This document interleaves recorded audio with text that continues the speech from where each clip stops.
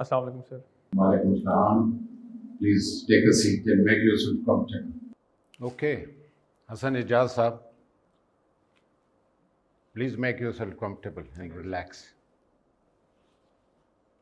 You are from Mandi Bahauddin. Sir. I have had the occasion of serving there for 1 year and have very nostalgic memories of that place. Now, tell me, in district Mandi Bahauddin, there's a town called Phalia.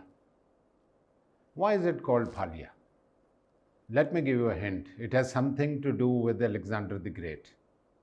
So basically, Alexander has a horse that rescued Alexander from a battlefield to a safer spot. That horse name was Cephalus. And when the horse died, in the memory of that horse, Alexander decided that he is going to mourn for 3 days. So that name basically Cephalus converted to Phalia today. Partially correct. The name of the horse was Bucephalus. Thank you, sir. I stand corrected. And they named the town Bucephalia, like Westphalia in America. It got distorted over the passage of time, Bucephalia, pronunciation becoming a bit difficult. So today we call it Phalia. Anyway, now Lahore happens to be your favorite city. Can you name for us 5 or let's say 6 Mughal era buildings in Lahore? Yes, sir, for sure. Sir, there are Shalimar Gardens, sir, Masjid Wazir Khan, Badshahi Mosque, Shahi Killa. That's all I can recall for now, sir. That's all? Okay. My next question, what you have studied political science also, right? Sir, What type of government would you prefer in Pakistan? Presidential or parliamentary, and why? so Pakistan being a diverse country, I personally believe that the parliamentary democracy is more suitable to Pakistan because the presidential system are more suitable where there are less diverse nations, for example, the United States, for example, France.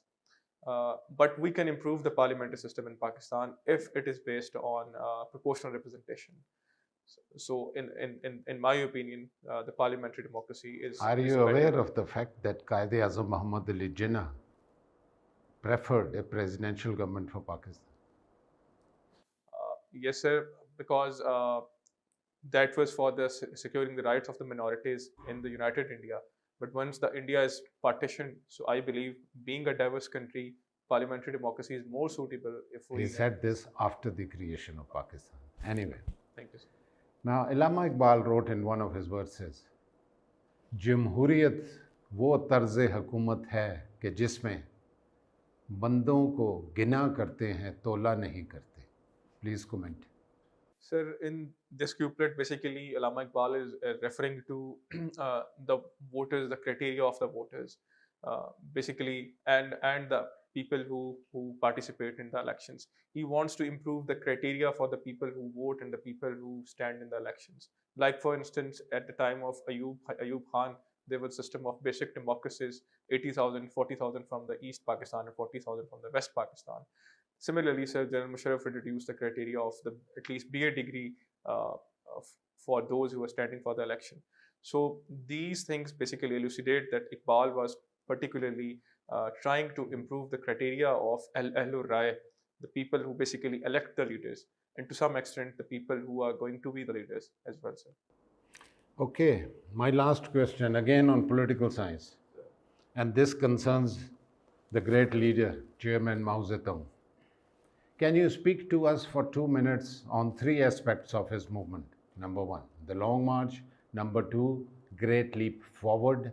And number 3, his cultural revolution.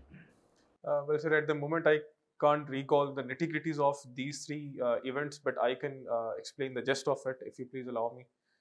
Sir, as far as sir the Long March is concerned, it was a march in the 1930s, which was around 6,000 miles, where Chairman Mao and his Red Army marched against the Chiang Kai-shek nationalist movement and nationalist people. Then coming to the Cultural They Revolution. didn't march against them, they were running away from them actually. Thank you, sir. I stand corrected, sir. Okay, continue. Then, sir, it comes the Cultural Revolution. That was basically to purify the communist revolution that came into the China. It was a socio-political cultural movement, but unfortunately, that includes bloodshed as well. That is why most of the human rights activists still condemn it. That it was more of a bloodshed than a cultural revolution. The third event, sir, was the Great Leap Forward. It was about the industrial plus agriculture revolution in the Chairman Mao's China, where the people collectively are working uh, uh, to boost up the economy of China. But unfortunately, that landed into a mess, and a lot of people died because of the drought. Do you know how many people lost their lives during the Great Leap Forward? Sir, if I can make a guess, around 10 lakh people. Well, according to estimate, 30 million people died. Thank you, sir. I stand. Anyway, thank you. Over to you. America is a unique continent. A part of it is called melting pot of civilizations. And another part is the one which cherishes ancient civilizations. Which are these two parts? Can you enlighten us on that? So these are basically North and the South Americas. If we're talking about the ancient civilization, we can refer to the Incas of Peru and Aztecs of Mexico, the Mayas. But as far as the northern region is concerned, I'm sorry, I can't recall the exact names right now, sir. Okay, you've been talking about the ancient civilizations of South America. Can you throw some light on the salient features of these civilizations, for example, Aztec and so on and so forth? So basically, these were the civilizations based on the tribal system. That's all I can recall for the moment, sir. Okay, any mythological backgrounds that they had? Sorry, sir, I can't recall at the moment. Okay. South America has been a popular destination for the adventurous nations. Sir. For example, the Europeans, they were attracted towards South America. Sir. What was the reason for that? So the reason was 3G, which I say God, glory, and gold. And primarily it was gold that was found in the Mexico that attracted Spanish first, and then after Spanish, most of the nations followed the coast, be it the Dutch or the English. So it was primarily the resources that were resources rich South America. That was the primary reason for those voyages of the European nations into the South America. Muhammad Ali Jinnah, a prominent person, later known as Quaid-e-Azam, inspired the Muslims of India, and through his struggle and through his inspiration got a new country for the Muslims of India. Can you talk about his leadership style? So basically, Qadhi Muhammad Ali Jinnah was the leader of the rights of the minorities. Up till the Cabinet Mission Plan 1946, he was not in the favor of the partition of the subcontinent. All he wanted was to secure the rights of the minorities in the United India. And in the famous book of Jaswant Singh, he categorically mentions that it was Nehru who created Pakistan, not Muhammad Ali Jinnah, because all Muhammad Ali Jinnah wanted was to secure our rights. So basically, and similarly, Sarojini Naidu calls Mr. Muhammad Ali Jinnah Quaid-e-Azam as the champion of the Hindu-Muslim unity. So he was the leader of minorities. All he wanted was to secure the rights, and he was a person who believed in the legal struggle rather than the struggle of Mr. Gandhi. But to begin with his political career, he was a member of Congress and remained a member of Congress for quite a long time, till Gandhi replaced him. What were the reasons for that? So basically, there were two groups in the Congress. One group was that of the extremist people who were having more tendencies towards the Hindu religion, and the other group were those of the seculars, those who believed in unity in diversity, of which Quaid-e-Azam was one. So when he thought that the other group is taking hold, and perhaps Mr. Gandhi is using the Hindu religion and nationalism to propagate his cause of the freedom of India, so he then thought that perhaps Congress has no further room for him. And sir, let me add, there was also a party known as Swaraj Party, which he joined as well. Later on, which Mr. Gandhi persuaded, and the party disbanded and again became part of the Congress. So it was a constant journey of evolution of Muhammad Ali Jinnah, where first he was the champion of the Hindu-Muslim unity, rights of the minorities, and then after seeing the behavior of the masses there, he understood that only a separate homeland is the solution for the people of subcontinent. We've been talking about the leadership style of Muhammad Ali Jinnah. His upbringing was there. Through his family, it must have got certain traditions. But what was the role of his education as far as making him a great leader of the subcontinent? Well, sir, he was a lawyer, and as I said earlier, that it was a legal battle. But on the other hand, when we see Mr. Gandhi and the people who were dominant or becoming dominant in Congress that time, they were not having that much weight in the legal battle. They were going for the non-cooperation movement. They were going for the agitation, and that is why I said when you see the roundtable conferences, especially the first roundtable conference, so all of the Congress leadership was in jails. That is why that failed. So basically, it was the approach difference between Muhammad Ali Jinnah and Gandhi. That is why he quit from the Congress and joined Muslim League, sir. Okay, thank you. Mr. Hassan Ejaz, Sir. when we look at the history of economic growth in Pakistan, we see that there have been frequent rise and fall, and unfortunately we have not been able to achieve sustainable growth as far as our economy is concerned. Can you tell us certain reasons why we have not been able to achieve sustainable economic growth in Pakistan? Well, sir, there are 2 to 3 major regions. But if you allow me, I would like to quote a book known as Why Nations Fail. The gist of that book is that nations fail when institutions fail. And unfortunately, our social institutions did not perform well. That is why we are not having a sustainable economic growth in Pakistan. Especially you're talking about the budget allocation or the resource allocation or the way we manage the money we borrow, especially, and also the debt management. So these are the major reasons. And similarly, if we talk about the internal management of the economic affairs, we refer to the tax system. So that system also needs to reform. So these are some reasons that Pakistan is not having a sustainable growth. But if we work on that, we can surely be on the path of sustainable growth. If we look on the sidelines, is there any role which could have been played by human development factor also? Yes, sir, indeed. That can also play the part, sir. We always talk about police reforms, but somehow we have not been able to do any reforms as far as police service is concerned. Do you have any recommendations that the police reforms which we think are essential for Pakistan or Punjab can be implemented in some time frame? Well, sir, let me add to it. We are on a constant journey. By we, I mean the Punjab Police or the police department is a constant journey of improvement. We have Police Order 2002, and after that Police Order 2002, the direction of the police department has entirely changed. It was purely a law enforcement agency when there was no Police Order 2002. But after that, which order is based on the Japanese model, and Japanese model is all about community policing. It is about engaging the community. It is about accountability, and that is why, sir, we see multiple good initiatives in the Punjab Police. Almost every IG is taking forward that community policing initiative. For example, the Police Khidmat Markaz, for example, induction of the young men and women on merit, be it in the front desk or the upper subordinate level.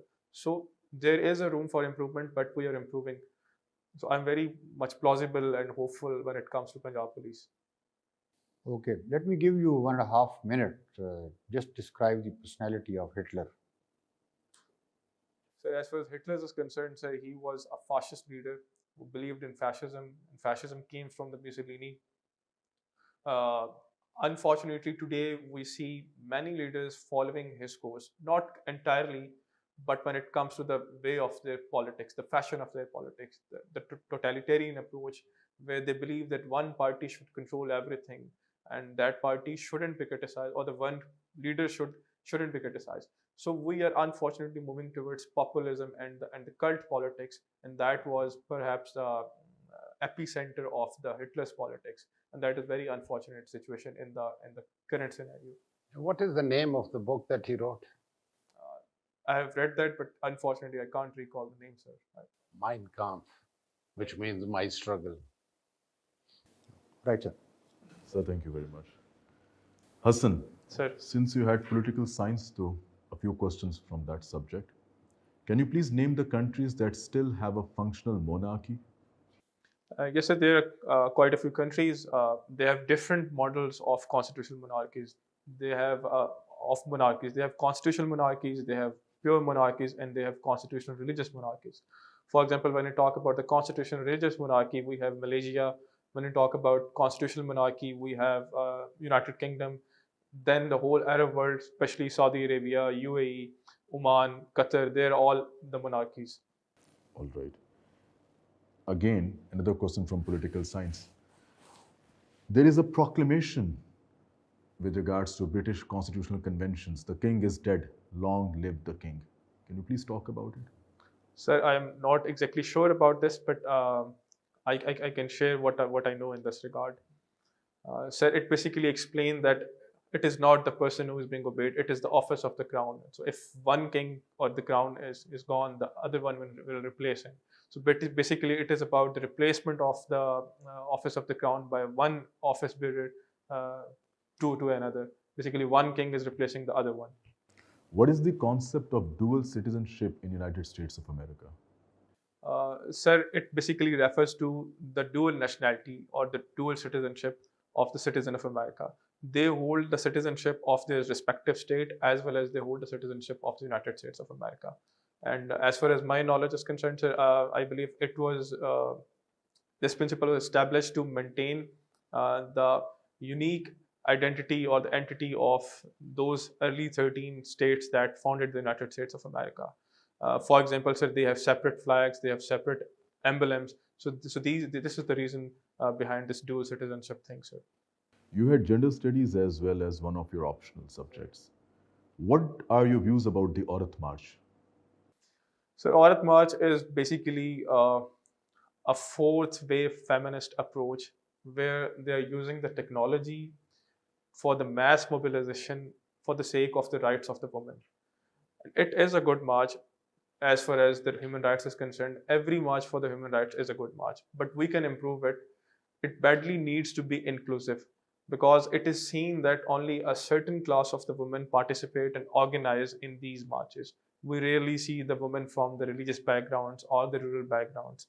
So it would be much better if they make it more inclusive so their strategies can improve and perhaps they can serve better the cause of human rights when it comes to the women and feminism. Given your background of police, Hassan, what is the section 376 of Pakistan Penal Code? So the section 376 of the Pakistan Penal Code basically refers to the rape laws, sir. And since you also had gender studies, how do you see the issue of victim blaming? So unfortunately, I can quote example from my department where a woman was gang raped at Sialkot motorway, uh, that junction of Ring Road and Sialkot motorway. And unfortunately, a senior officer blamed that lady that perhaps she was responsible for that very event. And it is not only that officer; it has become a general phenomena where women are being blamed due to their character. I would like to add a ruling of High Court where a senior justice said that you cannot judge a woman because of her character, that she has XYZ character, so that is why you should be dealing her in XYZ way. No matter what the woman is, she is a woman first. Even if she is a prostitute or a quote unquote modest woman, you have to treat both of them equally when it comes to law. How can we deal with this problem? How can we change the mindset? So we badly need to educate the masses, and we have to engage all our social institutions, which include primarily family, educational institutions, political institutions, economic institutions. So all the institutions, if they work coherently, so we can tackle with this issue. But it is going to take time. Can you please name the countries that are a part of European Union and not NATO? Sir, I'm not sure, but I guess there are 6 countries out of 27, 28 member states which are not part of NATO. I can recall 3 names at the moment, sir. It is Finland, it is Ireland, it is Austria. That's all, sir. All right, Hassan, my last question to you. Can you please apprise me of any other name of Quran Pak? So to my knowledge, it is known as Al Furqan. Do you know its meaning? Sorry, sir, I don't know, sir. Thank you very much. Thank you. Sir. Okay, thank you. Thank you, sir. Okay, Ji, now that the interview is over, what are your views about the candidate? So first about his strengths. He is very well dressed, quite composed. During the interview, stress absorption was also quite good. His weaknesses, hands movement were there. Monotony of voice was also there. So these were the negatives that he had. What else can I suggest to him? Or what else did I observe? Energy level has been an issue with him. Although he was talking and he was talking almost relevant, still at times the energy level went down. I don't know why. I don't know why. So that really was a problem with him. What else? He's been speaking and speaking for a while. He had the good knowledge. He had good knowledge base. Should have exploited his level, his knowledge base in a better way.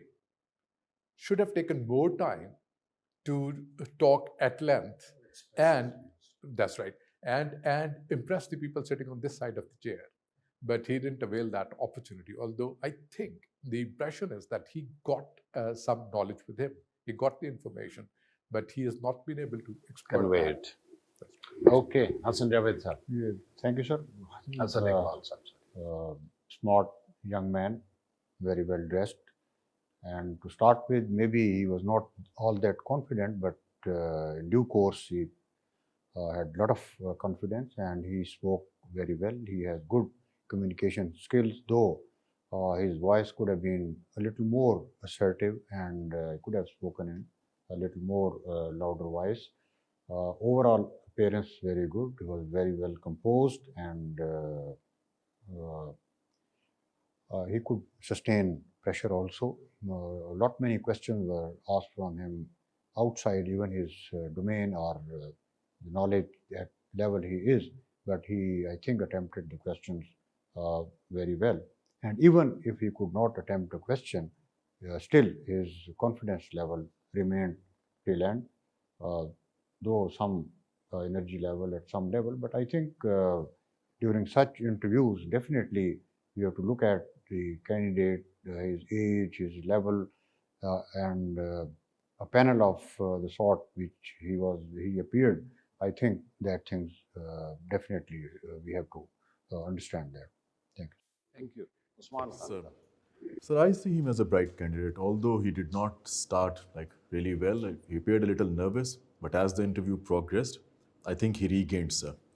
And owing to his background of police, sir, जो मैंने एक चीज़ काफ़ी notice की है, and public dealing at the grassroots level, sir, he is quite confident and composed. I found good conversational ability in him. Yes, at times he talked monotonous or monotone delivery, sir, देखी गई है. But overall, he even Jin questions में जैसा कि अभी हसन साहब ने कहा भी कि where he did not have sufficient knowledge, even those he handled well, sir. So overall, I think that he should prove to be a good inclusion in service, sir. I think he merits Good. an allocation. Thank you.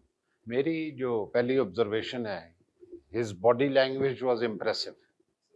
That is the first thing that the panel sees when a candidate enters the room. In the beginning, I agree with you. He, at least when I was questioning him, he was a bit nervous. He couldn't even answer the simple question about the 6 buildings of Mughal era in Lahore. But that is natural. It is expected from most candidates. But as the interview progressed, his composure and confidence returned. He regained that. And then he spoke well on some issues. Kuch pe nahi bol saka acha, but generally he spoke well. And I think he has a good potential, reasonable knowledge base, good potential. But one thing I would have preferred had he spoken loudly, still more loudly and clearly.